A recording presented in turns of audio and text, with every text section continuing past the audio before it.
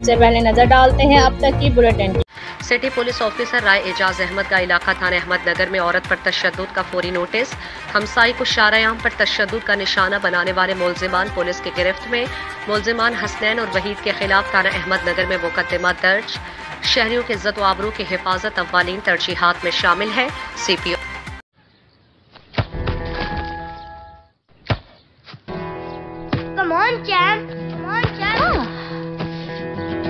मुश्किल के क्यों मार रही हो?